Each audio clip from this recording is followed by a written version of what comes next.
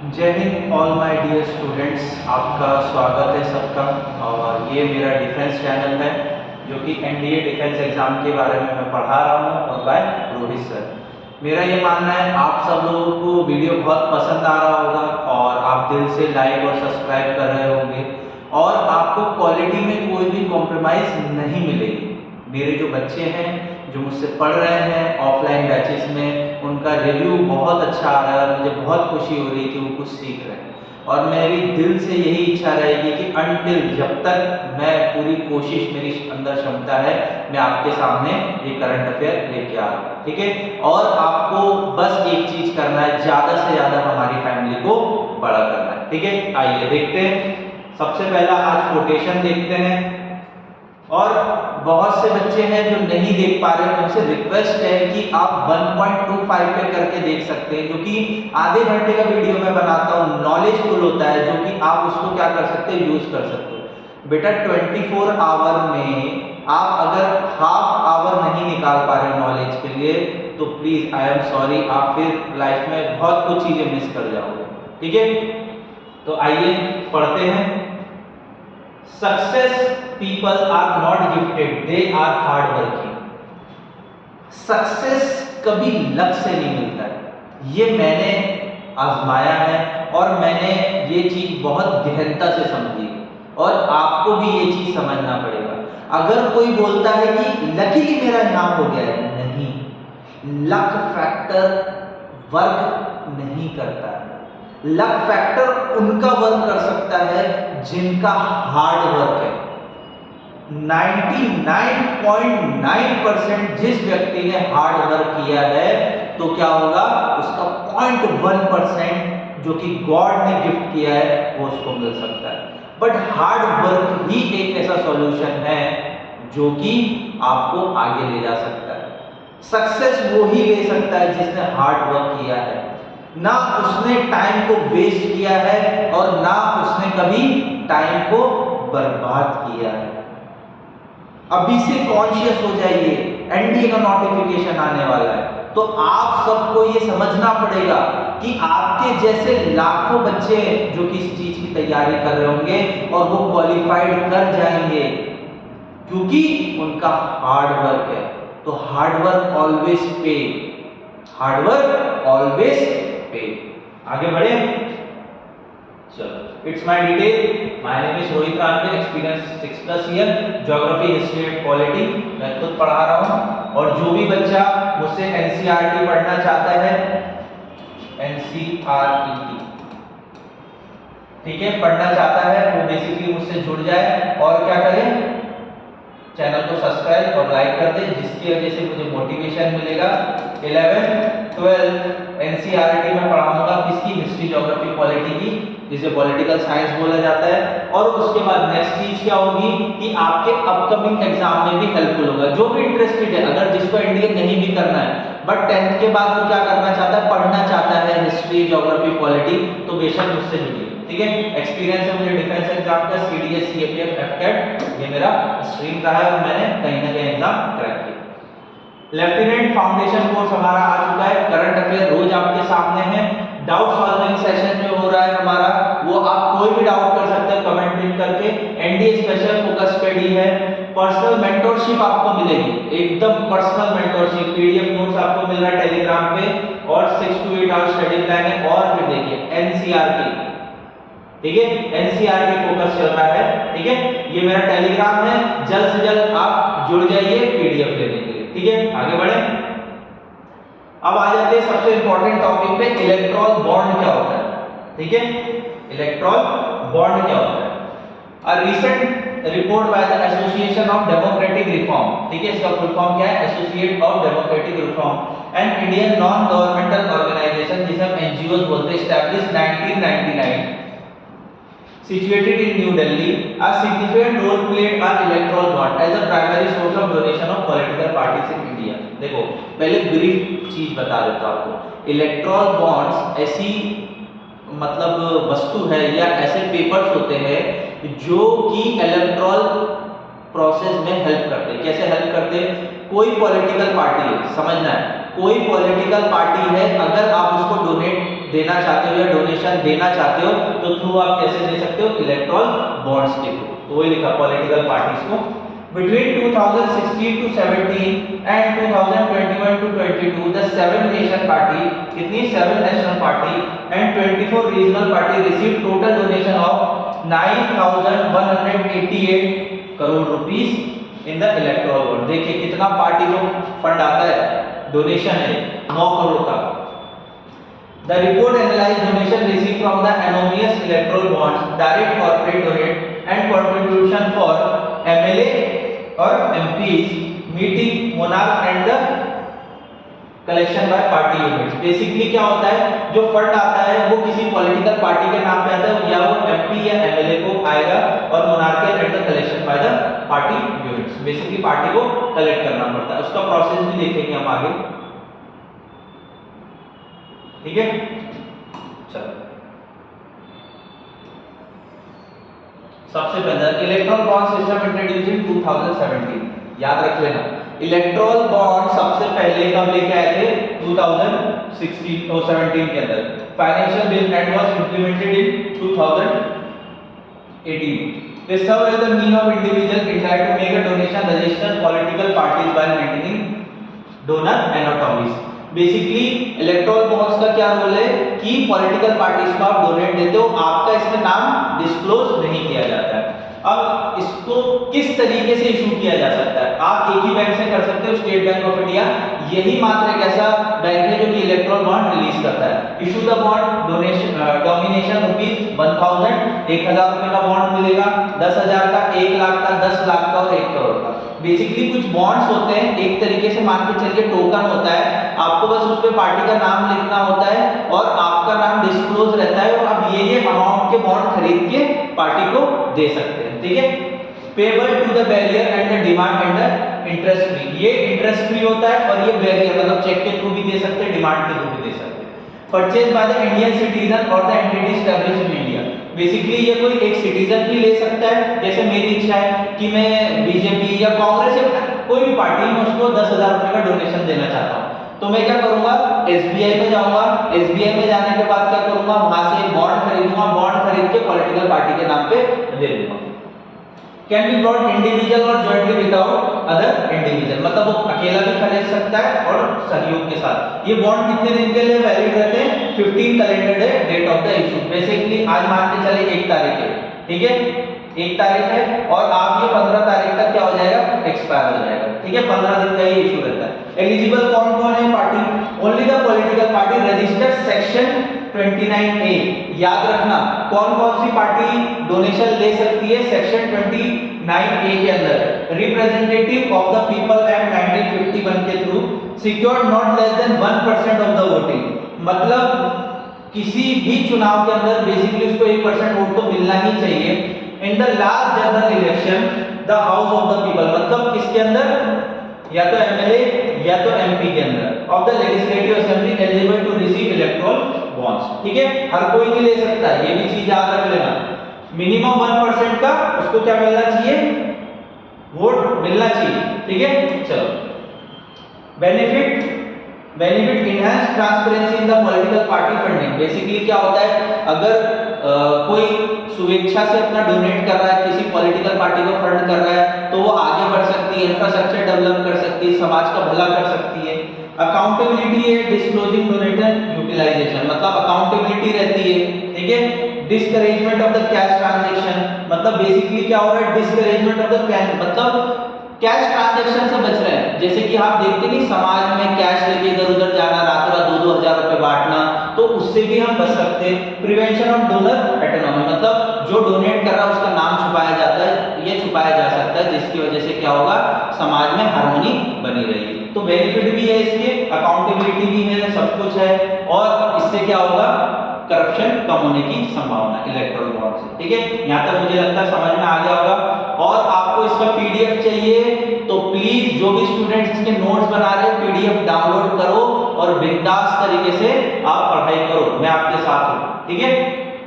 चलो आगे देखिए, NPCI, आपको एक चीज बताता हूं, बेसिकली एनपीसीआई या यूपीआई क्या होता है। एनपीसीआई या यूपीआई, यूपीआई जो है वो कहीं ना कहीं आप यूज करते हो, जैसे गूगल पे, फोन पे, अमेजोन पे, मोबीक्विक, ये सब क्या है यूपीआई के थ्रू होता है, थर्ड पार्टी ऐप है। तो उसी के बारे में जानते हैं कि एनपीसीआई क्या होता है और यूपीआई क्या होता है।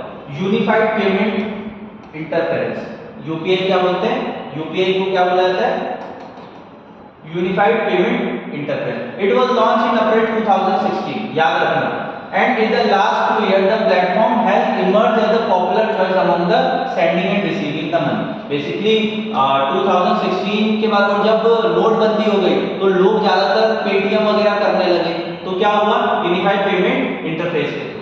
UPI is a payment system that allow money transfer between any two bank account by using a smartphone. Basically smartphone से आप कर सकते हो। यूपीआई अलाउ कस्टमर टू पे direct from the bank account to the merchant both online and offline without a hassle typing credit card detail, IFSC code and net banking।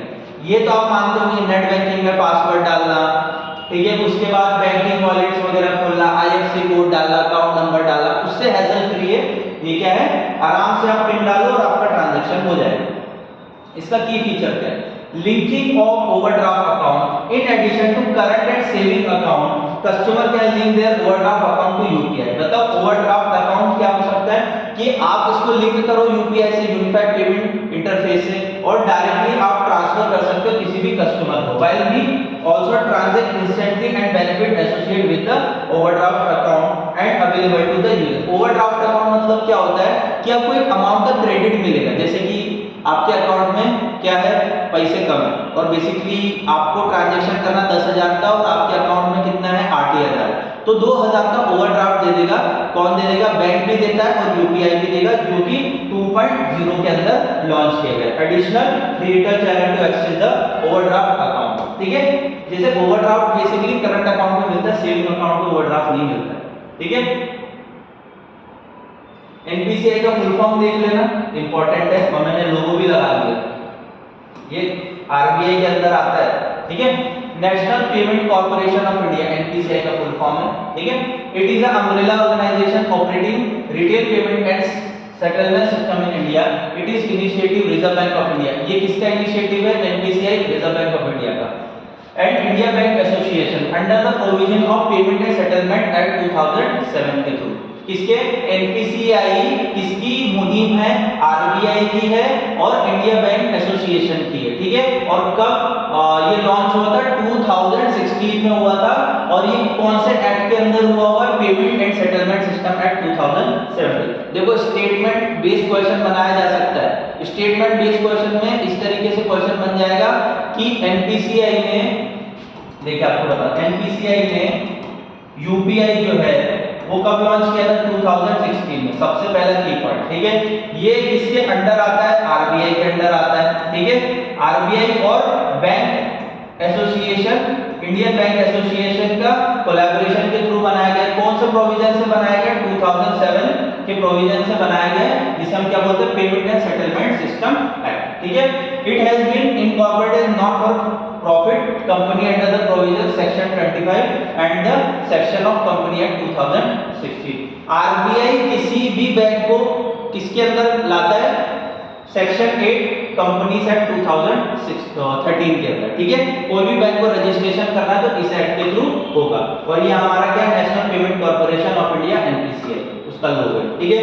यहां तक I hope so you will be understand NPCI.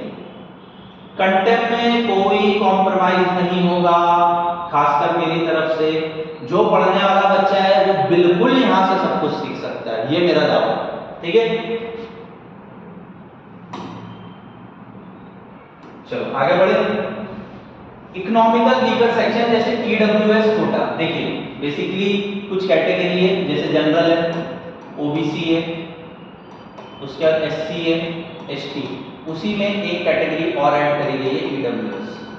अब quota, recently the attorney general of India, आपका homework है कौन से article है, कौन से अंडर आर्टिकल है बता रहा है। Accumulated 10% quota for economical weaker section, 10% quota किसको दिया जाएगा, ईडब्ल्यूएस को। Society does not erode the right of the schedule caste, schedule tribe और the other backward tribe. 10% quota लगाने से इससे ये साबित नहीं हो जाता है कि SC ST के राइट्स खत्म हो जाएंगे और OBC। 10% EWS quota introduce under the 103 constitution amendment act by 2019। कब लाया गया ये याद रखना, 103 कॉन्स्टिट्यूशन अमेंडमेंट बिल के थ्रू लाया गया है 2019 में। और कौन से आर्टिकल में अमेंड किया गया है? 15 और 16। तो कौन कौन से आर्टिकल में डाला? 15 सब क्लॉज 6 और 16 सब क्लॉज 6 के अंदर इसको डाला जाएगा। ये एकदम IMP है, नेक्स्ट वाले जो एग्जाम होने वाले एनडीए में वो पूछेगा। For example, the member of the schedule caste and schedule tribe community have been given several benefits under the constitution of under article 14A, provision article 243D and Article 330 for a Lok Sabha and Article 332 reservation in State Legislative Assembly। SC ST को हमारे संविधान के अंदर बहुत सारे article के अंदर बहुत सारा फायदा दिया गया है, जैसे कि under article 16 for a special provision for promotion, ठीक है। आर्टिकल 243D के अंदर क्या दिया? Reservation in panchayat and municipal seat, जैसे पंचायत के चुनाव होते हैं तो वहां SC ST की सीट रिजर्व रहती है। आर्टिकल 330 रिजर्वेशन इन लोकसभा, लोकसभा के अंदर भी रिजर्वेशन मिलेगा SC ST को। और आर्टिकल 332 रिजर्वेशन इन स्टेट लेजिस्लेटिव असेंबली, मतलब जो हम बोल सकते हैं विधानसभा, उसके अंदर भी रिजर्वेशन है SC ST को। Necessary to uplift the weaker section. अब भाई EWS इसलिए लेके आया है कि रिजर्वेशन देना अनिवार्य है, रिजर्वेशन देना अनिवार्य है किसको? जो वीकर सेक्शन है, मतलब इकोनॉमिकली और socially. The reservation for the backward classes and now the EWS quota should be considered by the court is one of the single approach of the state upliftment of the weaker section of the society। मतलब गरीबों को उठाने के लिए EWS certificate लेके आया गया है। कुछ क्राइटेरिया भी रखे हैं, वो भी आगे देखेंगे हम, ठीक है। चलो सबसे पहले देखते हैं, although 18.2% of total population general category belong to EWS। General category के अंदर EWS approximately 18.2% है and relate to the multi dimensional poverty index। मतलब जो मल्टी डायमेंशन पॉवर्टी इंडेक्स है उसके अंदर ये चीज देखी गई है। अप्रोक्सीमेटली 350 मिलियन, मतलब 3.5 करोड़ पॉपुलेशन जो ऐसी है जो कि EWS कोटे में आती है। बहुत बड़ा नंबर है 3.5 करोड़। अगर 3.5 करोड़ में से मैं बोलता हूँ 1 करोड़ लोग भी शिक्षित हो जाए, पढ़ लिख ले, बिना किसी मतलब हम चेंजेस के, तो और क्या चाहिए? समाज में एजुकेशन का बहुत बड़ा इंपॉर्टेंस है। As per the written submission submitted by government, top court has stood to validity right to children free and compulsory education at 2009। मतलब हर एक बच्चे को फ्री एंड कंपलसरी एजुकेशन मिलना चाहिए, यही हमारा मेन उद्देश्य रहा है 2009 एक्ट के थ्रू। तो भाई उनको क्यों छोड़ दिया जाए EWS के बच्चों को? The court had that 2009 act seek to remove all barriers including financial and psychological barrier which is child belong to weaker section disadvantaged group has faced seeking to admission, therefore article 21 to the constitution। Article 21 क्या बोलना चाह रहा है? Article 21 बोलता है कि किसी भी कास्ट, किसी भी रेस, किसी भी रिलीजन, कोई भी मैटर नहीं करता है, हर बच्चे को एजुकेशन मिलना चाहिए। अंडर आर्टिकल 21A बोल रहा है, 21 बोल रहा है। तो ये क्यों बैरियर बन रहा है? क्या बैरियर बन रहा है? फाइनेंशियल एंड साइकोलॉजिकल बैरियर नहीं बनना चाहिए, इसलिए EWS लाया गया। The amendment alter 50% of quota limited Indira Sawhney case, 10th की NCERT पढ़ लेना, Indira Sawhney versus union of India 1992 case according to the penetration of basic structure of the constitution. 50% से ज्यादा रिजर्वेशन नहीं होना चाहिए, बट ये पेनिट्रेट कर रहा है। बट ठीक है, सोसाइटी को बढ़ाने के लिए अगर कुछ हो भी रहा है चेंजेस तो इट्स एग्री, ठीक है, आपको ये एक्सेप्ट करना पड़ेगा। चलो आगे देखिए, अनएम्प्लॉयमेंट इंडिया, बेरोजगारी सबसे बड़ा मुद्दा। आप डॉक्टर, इंजीनियर कुछ भी बन जाओ इस दुनिया में, LLB DLB जो करना है आप वो सब कर लो, बट आपको रोजगार नहीं मिलेगा तो घर कैसे चलेगा?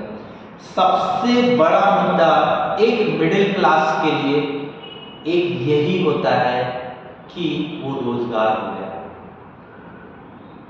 माँ बाप उससे यही उम्मीद करते हैं कि हमारा बच्चा पढ़ लिख के कुछ अपने पैरों पे खड़ा होके क्या करे, समाज को आगे बढ़ाए, प्लस हमारा घर भी चला सके। आज की स्थिति ऐसी हो गई है कि अनएम्प्लॉयमेंट की वजह से गरीब और गरीब होते जा रहा है और उसके पास खाने तक का भी पैसा नहीं, मिनिमम वेज एक्सेस नहीं कर पा रहा है, इन्फ्लेशन इतना हाई हो चुका है। तो कहीं ना कहीं हमको ये समझना पड़ेगा कि अनएम्प्लॉयमेंट हमारे समाज में किस जड़ तक छू चुका है। और अनएम्प्लॉयमेंट आप उस गरीब माँ बाप से पूछिए, मिडिल क्लास माँ बाप से पूछिए कि अब उनकी उम्र बढ़ती जा रही है, उनकी उम्र 55-60 क्रॉस कर रही है, वो उम्मीद कर रहे हैं कि हमारा बच्चा पढ़ लिख के कुछ नौकरी करे, पर आज इंजीनियर की वैल्यू ये रह गई है कि 20,000 रुपए से ज्यादा कोई उसको सैलरी नहीं देना चाह रहा। और अब सोचिए 20,000 रुपए में कहां से वो राशन लाएगा, कहां से वो अपना घर चलाएगा और कहां से हेल्थ एक्सपेंसिव उठाएगा। समझ पा रहे हो? तो गवर्नमेंट को इस पे स्टेप लेना चाहिए। किस किस तरीके के अनएम्प्लॉयमेंट्स होते हैं आज वो हम डिस्कस करें, ठीक है। उसके लास्ट में हमारा एक टॉपिक रह जाएगा, वो है मैं एनडीए के लिए स्पेशली बायोलॉजी का टॉपिक कवर करने वाला हूं इसके अंदर, ठीक है। तो सबसे पहले क्या आ जाता है unemployment in India. According to data central for monitoring Indian economy, India unemployment rate touch 4 month high in 7.9 in December 2001। मतलब 2021 के हिसाब से 7.9% की इंक्रीमेंट देखी गई है। कहां? अनएम्प्लॉयमेंट के अंदर। आप मान के चलिए कि अभी भी हमारे देश में 8% अप्रोक्स मान के चले, 7.9 मतलब मान के चल सकते कि 8% लोग अनएम्प्लॉयमेंट है और ये बहुत बड़ा आंकड़ा है, ठीक है। अब अनएम्प्लॉयमेंट क्या होता है? Unemployment occur when the person who is actively search for the employment unable to find work. बेटा डायरेक्टली क्वेश्चन आता है इससे, डायरेक्टली कि अनएम्प्लॉयमेंट की मीनिंग क्या है। Unemployment is often used as a measure of health of the economy. Unemployment रहेगा कोई व्यक्ति तो इकोनॉमी में क्या कंट्रीब्यूट करेगा? हाँ, the most frequently measure of the unemployment is the unemployment rate, which is number of the unemployed people divide the number of the people in the labor force. Basically find कैसे किया जाता है unemployment को? The number of unemployment people divide करेंगे the number of people in the labor force, ठीक है। अब ये डेटा कौन डिफाइन करता है? नेशनल सैंपल सर्वे ऑर्गेनाइजेशन, जिसे एनएसएसओ बोलते हैं, ठीक है। एनएसएसओ का फुल फॉर्म याद रखना, national sample survey organisation. Define unemployment and employment on the following activity status of the individual, ठीक है। तो अनएम्प्लॉयमेंट के बारे में और जानते हैं। अब कितने प्रकार के अनएम्प्लॉयमेंट होते हैं वो जानना आवश्यक, ठीक है। आ जाओ, सबसे पहले अनएम्प्लॉयमेंट है डिसगस्ट अनएम्प्लॉयमेंट। एनसीईआरटी देख लेना, लिखा 2-3 प्रकार की दिए हुए, मैंने 6-7 है तो मैंने वो सब लिखे हुए। Disguised, it is a phenomena where the more people are employed and actually need it primary place in the agriculture and unorganised sector. Basically disguised unemployment ऐसा एम्प्लॉयमेंट है जैसे कि एक खेती, 1 एकड़ की खेती है, वहां आवश्यकता मात्र 4 लोगों की है, पर उसके सब घर के लोग जुड़ जाएंगे तो इक्वल डिवाइड करेंगे तो रेशो 0 ही आने वाला है। तो इस वजह से डिसगस्ट अनएम्प्लॉयमेंट, क्योंकि आज भी हमारे देश में अप्रोक्सीमेटली 60% लोग खेती से ही जुड़े, directly indirectly.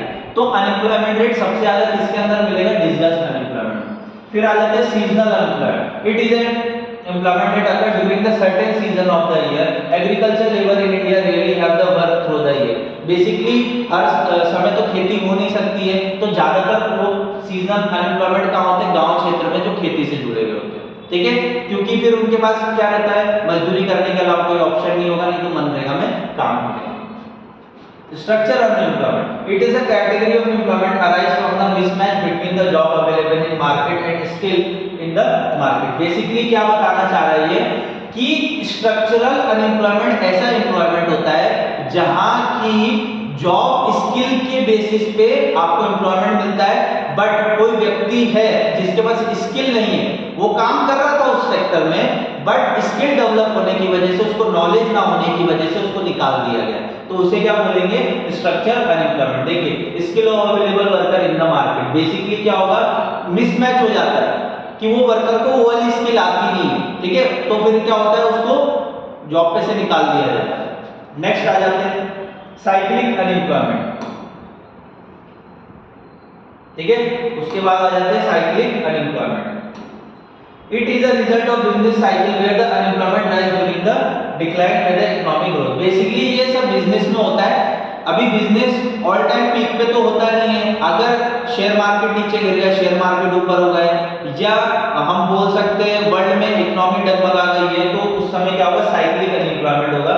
Cyclic unemployment figure the India negligible है, होता नहीं है। It is a phenomenon that mostly found in the capitalist economy. Capitalist मतलब यूएसए, यूएसए में आपको दिख जाएगा साइक्लिक अनएम्प्लॉयमेंट। चलो आ जाए, हमारे इंडिया में ज्यादातर डिस्कस सीजनल और स्ट्रक्चरली मिलेगा, ठीक है। फिर आ जाते हैं टेक्नोलॉजिकल अनएम्प्लॉयमेंट, ठीक है, ये इंपॉर्टेंट है थोड़ा सा, ये भी देख लेते हैं। आपके लिए खोज के चीजें लेके आऊंगा मैं, आप उसके लिए तो बिल्कुल सोचना ही मत। Technological unemployment, it is a loss of job due to the changing technology. आपको टेक्नोलॉजी बदल जाए, जैसे आज का टाइम है आईटी सेक्टर का, आर्टिफिशियल इंटेलिजेंस का, चैट जीपीटीज का, तो बेसिकली यहाँ क्या हो जाएगा, टेक्नोलॉजिकल अनएम्प्लॉयमेंट, जिसको नहीं आती उसमें रोजगारी नहीं ले सकता। फ्रिक्शन अनएम्प्लॉयमेंट, ये इंपॉर्टेंट है। Frictional unemployment also called as search unemployment, refer to the time lag between the job and the individual searching for a new job and between the, देखो सीधी और सरल भाषा में फ्रिक्शन जॉब क्या होता है, जैसे कोई ए व्यक्ति है, किसी कंपनी में काम कर रहा है, ए कंपनी में, ठीक है, पर वो खोज रहा है बी कंपनी को कि मुझे ये ज्यादा क्या दे दे, पर्क दे दे, ठीक है। पर्क ये जो दे रहा है वो लिमिटेड दे रहा है, वो बी की खोज में है, पर क्या होता है इन सडनली यहाँ से वो रिजाइन कर देता है, रिजाइन कर दिया उसने, ठीक है। तो क्या होगा, फिर वो यहाँ जाएगा, उसके बीच का जो टाइम पीरियड है उसी को क्या बोलते हैं, फ्रिक्शन अनएम्प्लॉयमेंट। पता चला इसने बोल दिया हाँ आ जाना, पर यहाँ से उसने जब तक रिजाइन कर दिया, अब यहाँ से रिजाइन कर दिया और यहाँ वो ज्वाइन नहीं हो रहा, तो उसके बीच में क्या होता है, उसको क्या बोलेंगे, फ्रिक्शन अनएम्प्लॉयमेंट। वही लिखा, between the job at the individual is searching for a new job, switching between the jobs, ठीक है, स्विच कर रहा है ए टू बी। समझ में आई चीजें, क्लियर हुआ।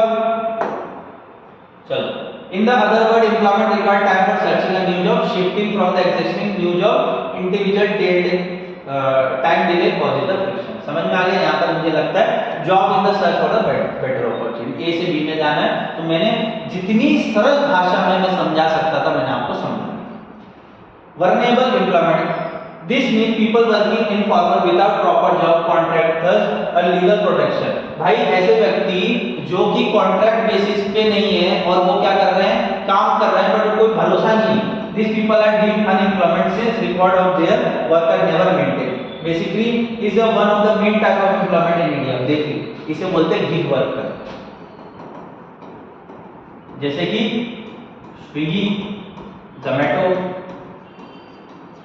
ठीक है, ये सब क्या है, गिग वर्कर। गिग वर्कर क्या होता है, कोई रजिस्ट्रेशन तो है नहीं, कोई कॉन्ट्रैक्ट तो है नहीं, यहाँ कुछ बना तो है नहीं। अब अगर आपका ऐसा कुछ है नहीं और बेसिकली आप जॉब कर रहे हो तो आपको कभी भी निकाला जा सकता है, और अगर आपको इस चीज से निकाल दिया तो आप क्या हो जाओगे, बेरोजगार हो जाओगे, ठीक है। आगे बढ़े, अब आ जाते हैं लास्ट हमारे टॉपिक पे, और ये स्पेशली मैंने एनडीए वालों के लिए बायोलॉजी का इनिशिएटिव लिया हुआ है। तो मैं कुछ एक टॉपिक रोज कोशिश करूंगा बायोलॉजी के उठाने के लिए, और दूसरे बच्चे ले सकते हैं हेल्प। ये 9th-10th का एनसीईआरटी का कॉन्सेप्ट है, जो बच्चे स्टेट में पढ़ रहे हैं, सेमी में पढ़ रहे हैं, उनको ये कॉन्सेप्ट थोड़ा समझने में मुश्किल होगा, बट हो जाए easy. What is a cell, सबसे पहले समझना सेल क्या होता है। The basic unit of life is organism known as a cell. Basically एक बिंदु, उसको क्या बोलते हैं, सेल। लाइफ ही सेल से स्टार्ट होती है, अगर सेल नहीं है तो लाइफ नहीं, बस ये समझ लेना। is also known as a cell. The like animal and human being are infinite number of cells also create a plants. Basically animals के अंदर भी cells है, humans के अंदर भी cells है, तो plants के अंदर भी cells होंगे ना, उसी से plant बड़ा होगा। The plant cell is surrounded by the cell wall. याद रखना, plant cell के अंदर cell wall होता है, एनिमल और ह्यूमन के सेल वॉल में सेल वॉल नहीं होता है, सेल के अंदर सेल वॉल नहीं होता है। भाई आईएमपी लगा लो, एनडीए में 10 बार पूछ चुका है वो। Which is responsible for providing shape of the plant cell.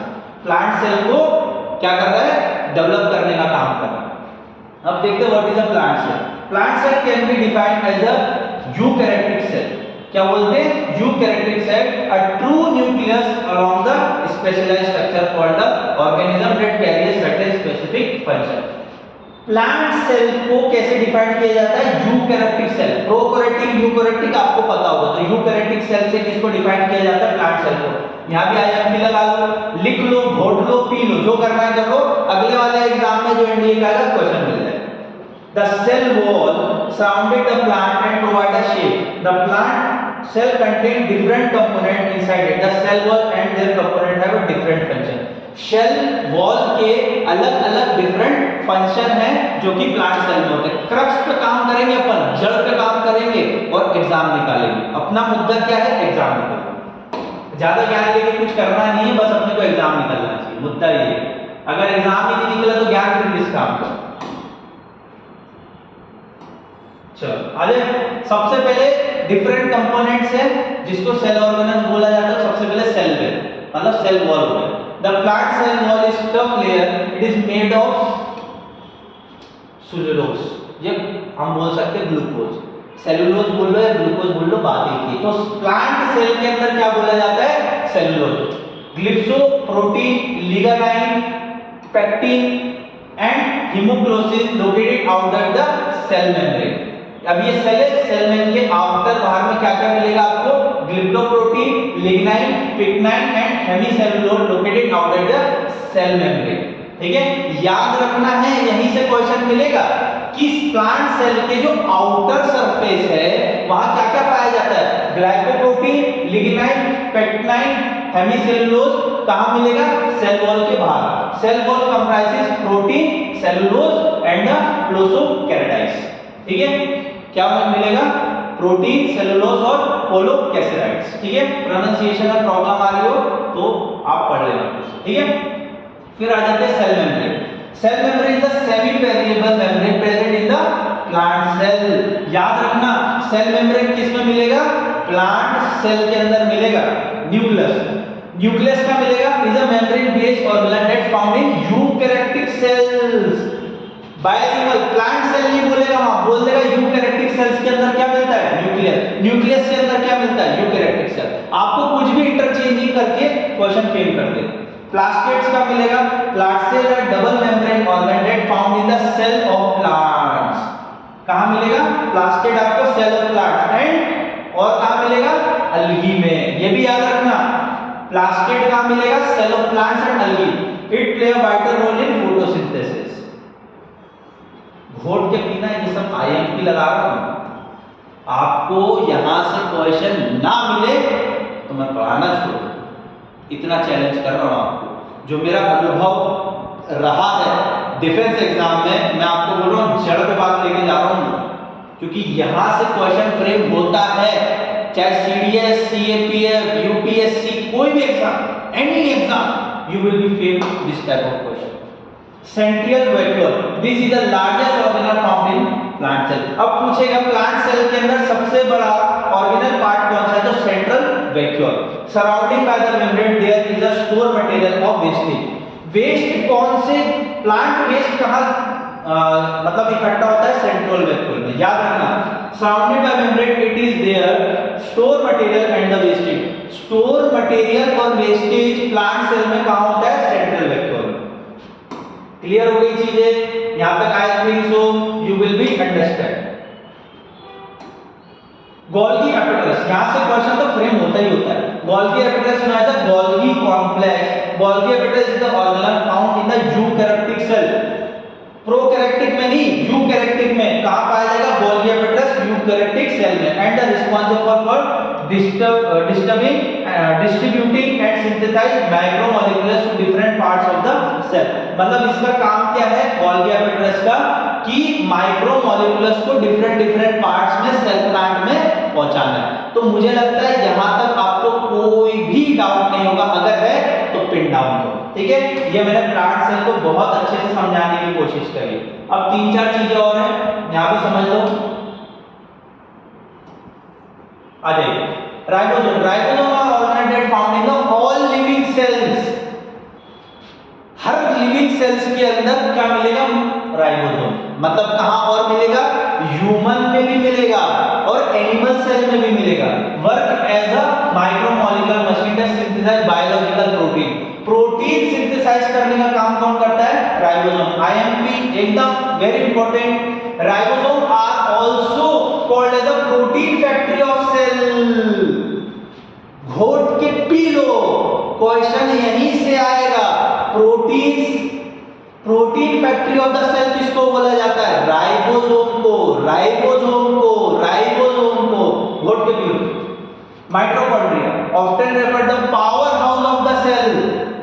Mitochondria को क्या बोला जाता है? Power house of the cell. Mitochondria are the double membrane organ that provide energy, break down the carbs and the sugar molecule. Mitochondria क्या करता है? Break down करता है कार्ब्स, कार्ब्स मतलब कार्बोहाइड्रेट और शुगर मॉलिक्यूल्स को। We can find them cytoplasm. याद रखना, माइटोकॉन्ड्रिया कहां पाया जाएगा? साइटोप्लाज्म में, इंपॉर्टेंट, एंड यूकैरियोटिक सेल्स में। किसमें? यूकैरियोटिक सेल्स के अंदर, ठीक है। लाइबोसोम, इसको तो भूल ही मत जाना, बिल्कुल भी नहीं। एक तो माइटोकॉन्ड्रिया और एक तो लाइसोजाइम, इसे बोला जाता है क्या? डेथ।